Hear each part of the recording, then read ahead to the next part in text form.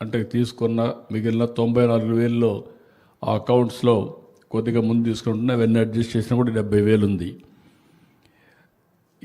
Last 10 డేస్లో దగ్గర 28,000 supply చేశాం. రాబోయే 10 రోజుల్లో 30,000 టన్నులు మళ్ళా అందుబాటులోకి వస్తుంది. కేంద్రం నిన్నే 53,000 మెట్రిక్ టన్నులు కేటాయించారు. సెప్టెంబర్ 12 నుంచి 30 వరకు 1,00,000 వస్తుంది. మొత్తం కలిస్తే 2,71,000 మెట్రిక్ టన్నులు అందుబాటులోకి వస్తుంది. 2,71,000 మెట్రిక్ టన్నులు అందుబాటులోకి వస్తుంది. ఎవ్వరు కూడా దీనికి ఆందోళన చెందక్కర్లేదు. రబీకి కూడా 9,38,000 మెట్రిక్ టన్నులు అలాట్మెంట్ కూడా వచ్చింది. కాబట్టి ఎక్కడ కూడా ప్యానిక్ రియాక్షన్ అవసరం లేదు. కావాలని కొంతమంది రెచ్చగొడితే ఎవ్వరు కూడా సంయమనం పాటించండి. వాళ్ళ కార్యకర్తలు వస్తే ఎట్లా హ్యాండిల్ చేయాలో చేస్తాం.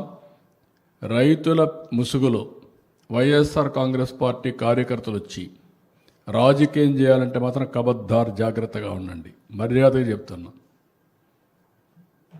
మీరేమనుకుంటారంటే మీరు నేరాలు ఘోరాలు చేసి యువతలపైన వేసి తప్పించుకోవాలని ప్రయత్నం చేస్తున్నారు.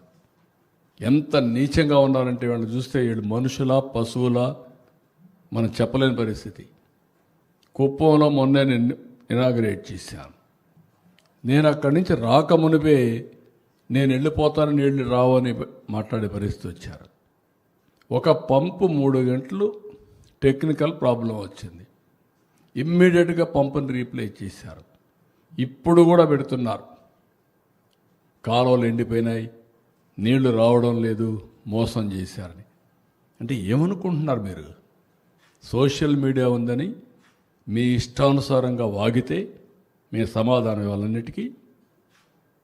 అలాంటి వాళ్ళని ఏం చేయాలనో పగడ్బందీగా ఆలోచిస్తాం. వాస్తవాలు రాసే వాళ్ళని వాళ్ళు ఏదైనా రాస్తే తప్పుంటే కరెక్ట్ చేసుకుంటాం. తప్పుడు వార్తలు రాస్తే మాత్రం కబద్దార్ జాగ్రత్తగా ఉండండి. మీరు వేయడం మేము ఫేక్ న్యూస్ అని పెట్టుకోవాలన్నా బుద్ధి జ్ఞానం లేదు మీకు? ఏమనుకుంటున్నారు మీరు? ప్రతిరోజు ఏదో ఒకటి పెట్టి ప్రజల అటెన్షన్ డైవర్ట్ చేసి కావాలని ఫేక్ న్యూస్ అంతా పెట్టే పరిస్థితికి వచ్చారు. అందుకే నేను చెప్పాను, ఈ ఎర్రా వాసు, ఎర్రా రామూర్తి, చీలి వెంకటేశ్వరరావు, కోలాంటి ఈశ్వరరావు వీళ్ళంతా వైఎస్ఆర్ కాంగ్రెస్ వాళ్ళు.